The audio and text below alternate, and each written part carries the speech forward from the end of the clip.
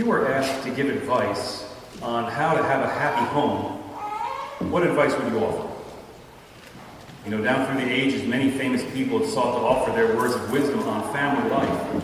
For instance, author Gore Vidal once said that the secret to having a happy home is never to have children, only grandchildren. Regarding parenting, Mark Twain said, when a child turns 13, stick them in a barrel, nail on the lid, and feed them through the knothole. And when they turn 16, plug up the knothole. And regarding marriage, comedian Henny Youngman offers these words.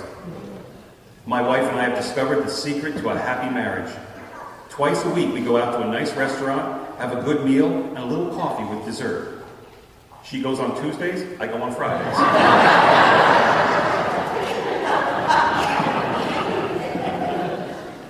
What advice would you give on having a happy home? Obviously, we all have those ways that our family life falls somewhat short of what we might hope it to be. Let's face it, the phrase dysfunctional family is really redundant. We all have our own family issues, and this is generally the cause of some of the deepest pain and struggle in our lives. So what's the most important thing we need to know in order to turn this around? Well, on this holiday weekend in which we celebrate motherhood and family, this is what I like to consider some advice on how to achieve the kind of truly blessed family life that God longs for us to have. Our text today, as mentioned, comes from the book of Proverbs, and as was noted, is an advice that is being given to a son, a king, King Lemuel, by his mother. Now, no one knows exactly who King Lemuel was, perhaps a descendant of Ishmael. But what we do know is that what we have here is the advice given to him by the queen mother, first at the beginning of the chapter on how to be a good king, and then in our reading today on the qualities of a good wife. And the advice this woman gives her son on how to choose a wife is striking on a number of counts. First, because the attributes she describes as those of the ideal wife are in direct contradiction to the predominant view of women at the time in which it was written. Understand, when the book of Proverbs was composed, women were at best simply their husband's or father's property, totally subservient. Yet the woman described here is quite the opposite. She is a full person in her own right, strong and confident, taking charge, owning her own business, buying and selling property in partnership with her husband in running the house. And we mustn't let our modern ears miss how truly shocking this would have been to an earlier reader, or sadly still is to a fair number of Cro-Magnons living among us today. Beyond this, though, notice also that while giving advice on the perfect wife, Lemuel's mother also occasionally she slips in a few pieces of advice on what he, the husband, should be doing as well. In other words, ultimately this text is not simply about the qualities of a good wife. It's about the qualities of a good husband and a good marriage, qualities of good parents. It's like an outline for an entire family. And this is the way I'd like to look at our text this morning. Not just one side of the picture, what makes for an ideal wife and mother, but rather the whole picture. What makes for happy, healthy, godly home. Some thoughts on this family holiday week on improving our home lives. The text today tosses out a great many ideas, but I'd like to focus on a handful of suggestions that I believe are particularly important. The first quality of a godly home is that it is a place of faith. Notice how, in the text, both the wife and her husband are people of God. Charm is deceitful and beauty is vain, but a woman who fears the Lord is to be praised. Her husband is known in the city gates, taking his seat among the elders of the land. That's elders as in religious leaders. In other words, through these two texts right at the top, we're letting know that not just the woman here is supposed to be religious, but her husband goes to church as well. And what this is saying, first of all, is that this couple's faith in God is central, a central part of their life together. It's not just an occasional thing. It's a regular, daily, constant thing. It's who they are for both of them. To put it another way, God, who is represented here, is the head of the household. Notice how it even says, she opens her hand to the poor and in faith reaches out her hands to the needy. In other words, she practices charitable giving. God is even in charge of the family finances. This is the first quality of a truly strong and healthy family. God is the true head of the household, contrary to what the Southern Baptists may claim. That is, God is central, foremost, present in every part of the daily journey together. And what this means in a practical sense is regularly reading the Bible together, worshiping together, discussing questions and struggles of faith around the home, making God part of the decisions and the choices made, simply taking hands and saying grace together at mealtimes. Very nuts and bolts kind of stuff, but it is essential. You see, this is the first reason why a lot of households are so often weak and disjointed and suffer and struggle as they do, because they lack the kind of direction and stability and strength that comes only by having God front and center in your life. Let's face it, for many, faith, God, is just at best some occasional thing with no connection to any other part of their lives, and thus there's no meaning. 1 hour, once a week, maybe 1 hour once or twice a year, you know? The obligatory baptisms, weddings, and funerals, right? It's the old, only go to church when you need to hatch them, match them, or dispatch them. Right? Well, your home can never get the absolutely necessary spiritual foundation it requires this way. First quality of a godly home, faith. God in charge. God part of the daily journey. Front and center. First way to improve your home. Do whatever you can to make God part of your daily life together as a family. Of course, however, this raises a whole other issue, namely, what if not everyone in the family believes, or believes the same? Most particularly, what if only one of the parents is a believer? What if, say, let's say your spouse is not a person of faith in Christ? Major point of serious tension in many homes. No easy answers. Each situation is unique. However, there are a couple basic rules to remember. First, it is ultimately not our job to get our loved ones or anybody else saved. Very clear. As Jesus once said, no one comes to me unless the Father draws them to me. In other words, it is our job to pray fervently for one another's salvation and to do whatever we can to facilitate it. But ultimately, it does not come down to us or any other human being. It is between them and God. We don't get people saved, and we don't decide what saved is. And this raises the other basic rule to remember, that the expression of our faith within our family is the ultimate test of it. That is, that ultimately what we most have to offer, what we are called to offer of our faith to our families, is the living out of our faith, modeling it, practicing it, being it. To put it another way, we don't make Christians, but we are called to be Christians and to offer Christ. Yet let's face it, where are we most often the least Christian and the least practicing of our faith?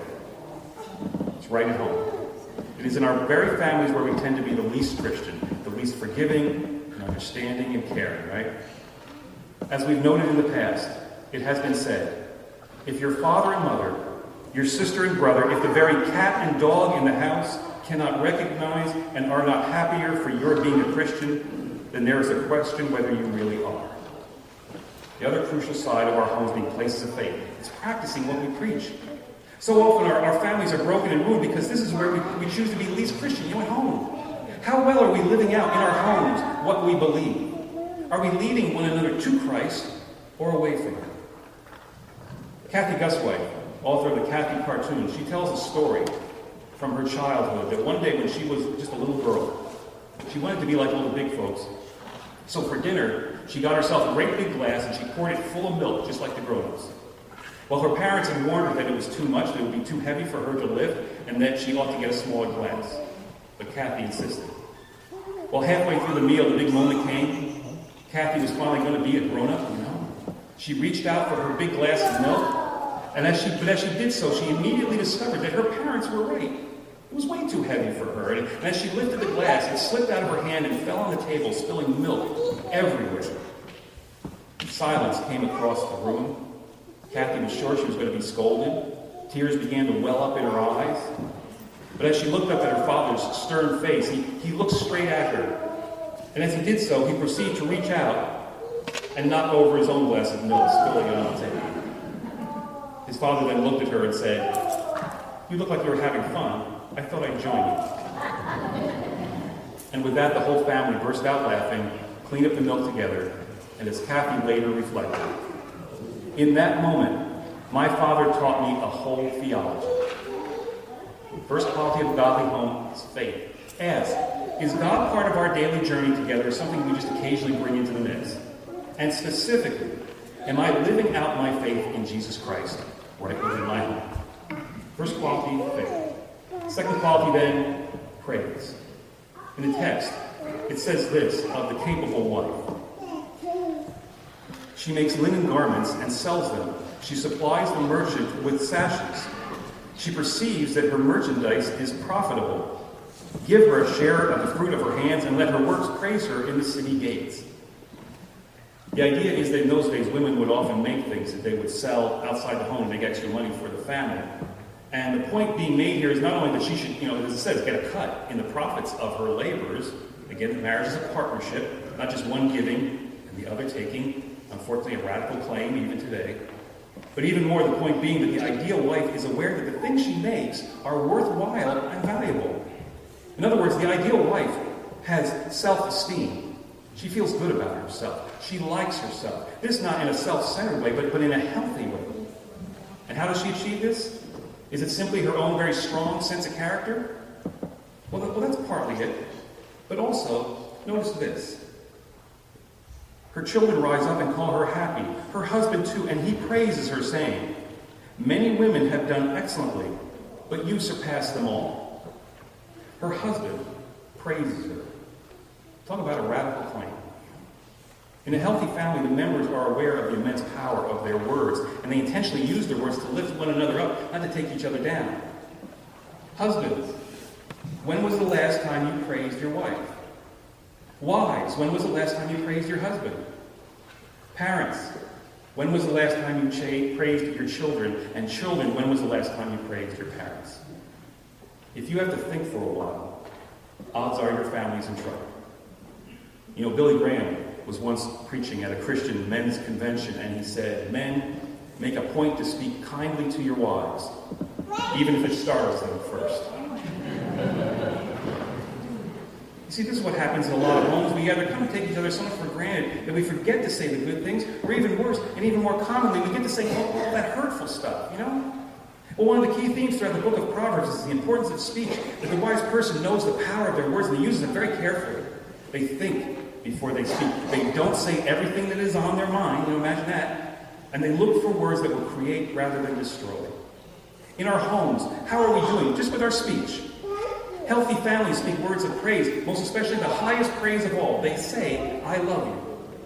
When was the last time you said, "I love you" to those in your family?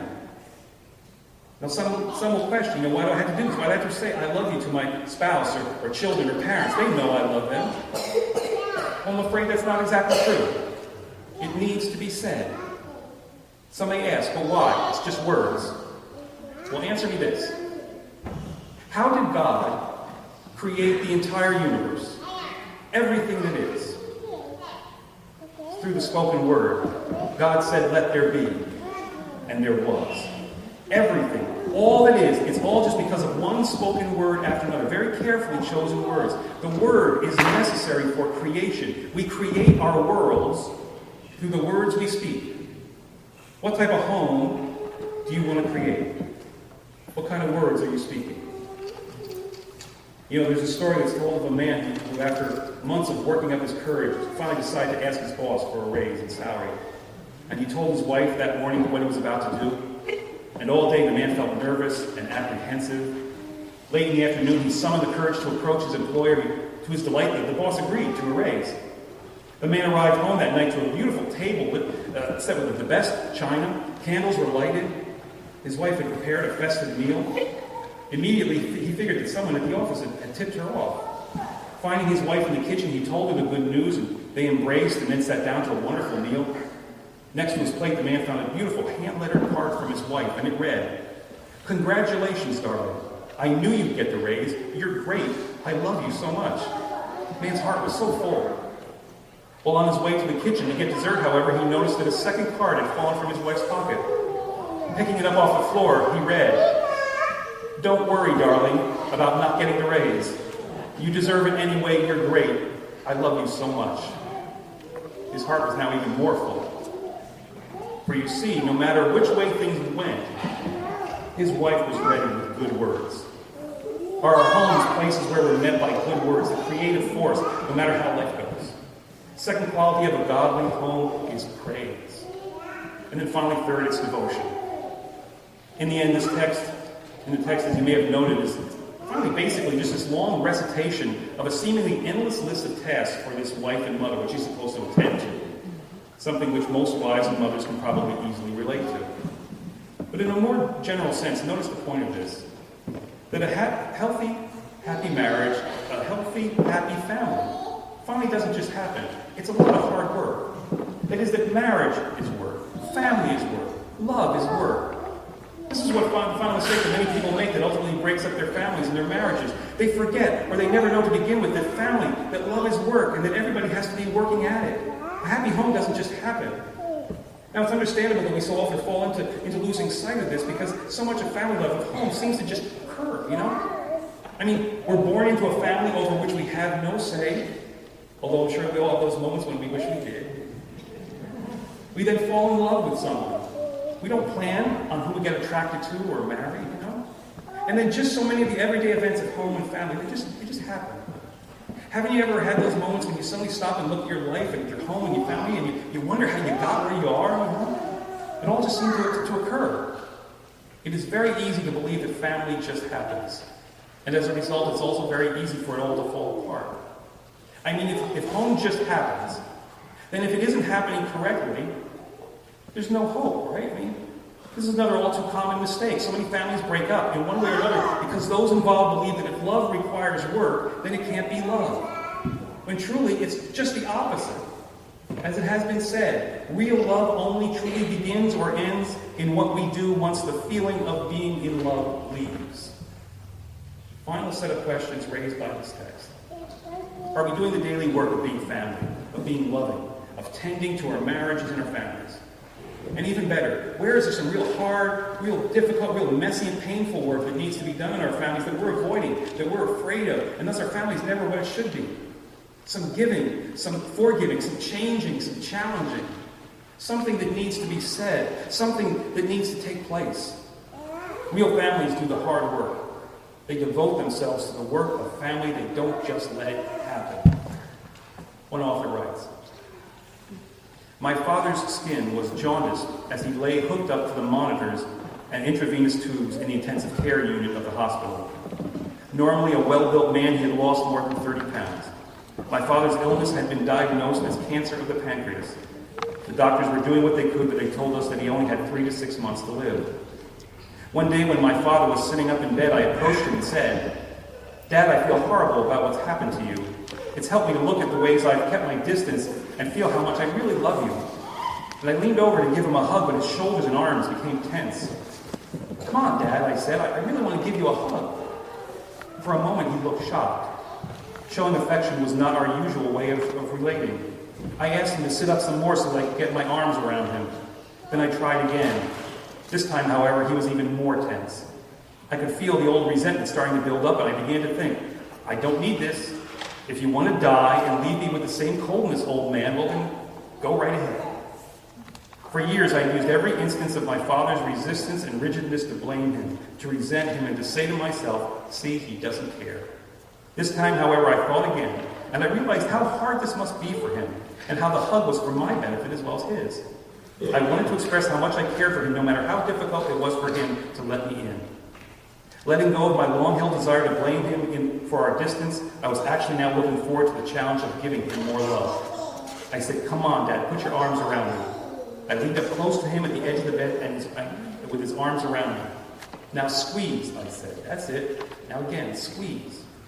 In a sense, I was showing my father how to hug, and as he squeezed, something happened. For an instant, a feeling of I love you bubbled through. For years, our greeting had been a cold, informal handshake that said, hello, how are you? But now both he and I waited for that momentary closeness to happen again. Yet just at the moment when he would begin to enjoy the feelings of love, something would tighten in his upper torso and our hug would become awkward and strange. It took months before his rigidness gave way and he was able to let the emotions inside him pass through his arms to encircle me. It was up to me to be the source of many hugs before my father initiated a hug on his own. I was not blaming him, but supporting him. After all, he was changing the habits of an entire lifetime, and that takes time. It was hard, often painful work, but I knew we were succeeding because more and more we were relating out of care and true affection.